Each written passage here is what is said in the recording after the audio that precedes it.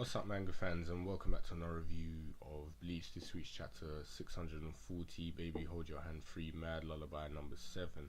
Now, this wasn't, the most spectacular chapter of Bleach or the longest, but I still found it quite enjoyable, particularly the whole Nemu and Mayuri relationship, because it was actually quite shocking what we saw at the end.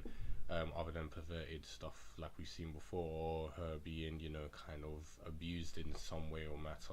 But not only that, this was a special chapter for Bleach because it's the first time in a long time we've seen Bleach receive a color page and a color spread, and Kubo didn't disappoint this year. I've really enjoyed majority of these color spreads, but this year I really did like it. And yeah, you might as well say yay for Bleach reaching 14 years of running as being a running manga. But particularly the Ichigo Ishida front cover page for Shonen Jump, that was good because it's it shows their rival, not rivals, they're enemies now, and they're both parallel and contrast each other. Shinigami, Quincy, black and white, dark and light, that kind of stuff. And the Sternritter page color spread was really good, but it kind of made me disappointed at the same time because he's drawn them out so well. They're all colored up and everything, and it makes me miss the anime. But not only that, I feel like majority of these characters were just cannon fodder, and they were quite flat and 2D.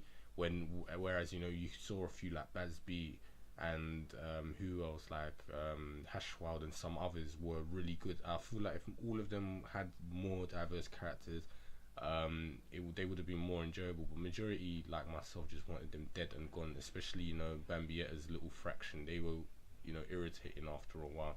But as I said, that color spread was really good, and as I said, I always love Kubo's character design. So yeah, once again, yay to Bleach for reaching 14 years, and I enjoyed the color spreads we got this week.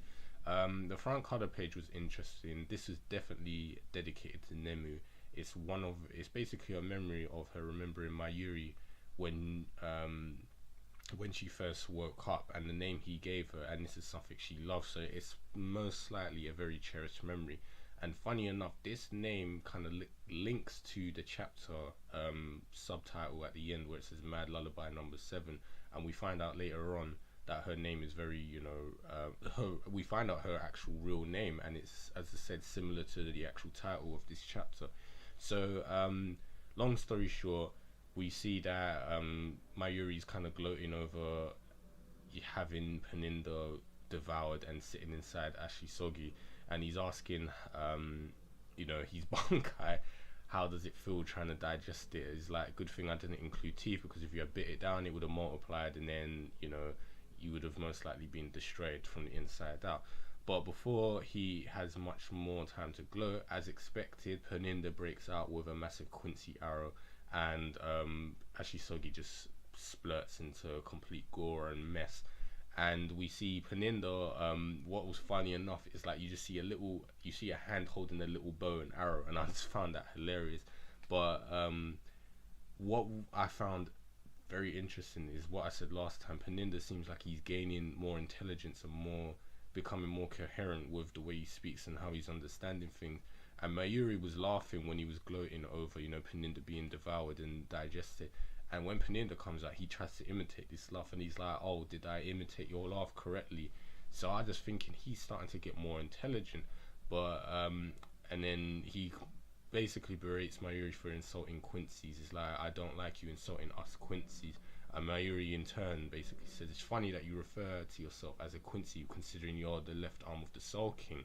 But this is where things get a bit more weird, and I'm wondering about if even Mayuri says it, is Pernida regaining his memories? Something I mentioned before, where I feel like he's got his own conscience that he's gradually gaining, or is he, just learning things? Because at one point he was like, "What do you mean?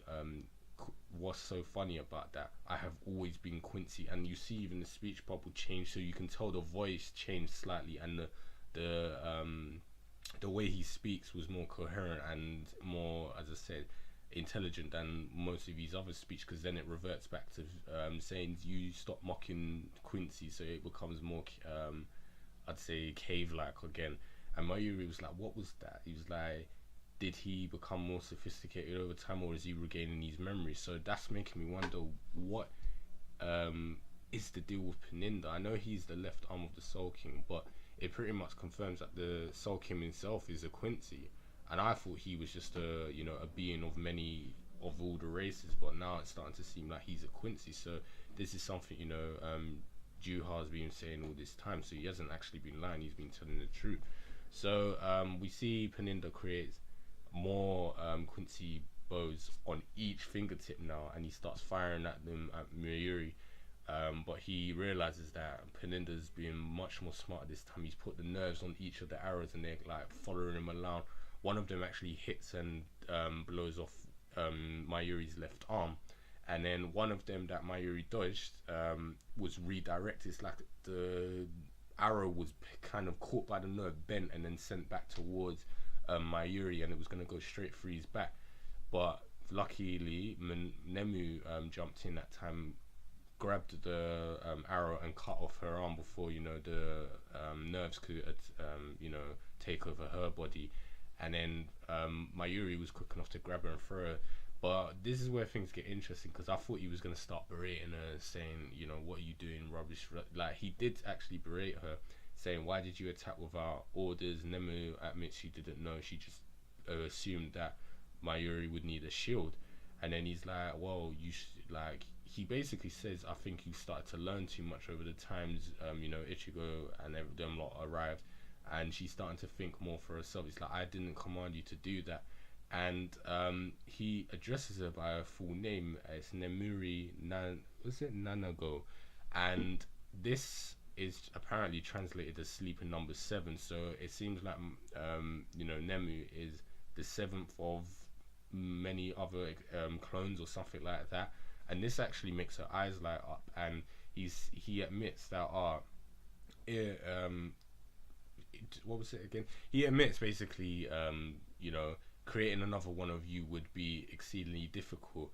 And to me, the way he was implying that, basically said that I can't lose you in his own twisted manner. It was like, if you had fallen there, you'd be a jumbled mess of me. It's like, do you know why you moved to save me? And she's like, she admits she doesn't know why. And it's like, well, then don't do it then. You only die when I make you, when I say so. You only move when I grant you to. You do as I say, and you stay put. And as I said, when he called her by her full name, that was more affectionate than anything he's ever shown before. Even she was surprised, and then she was like, yes, I understand. And then Mayuri-sama.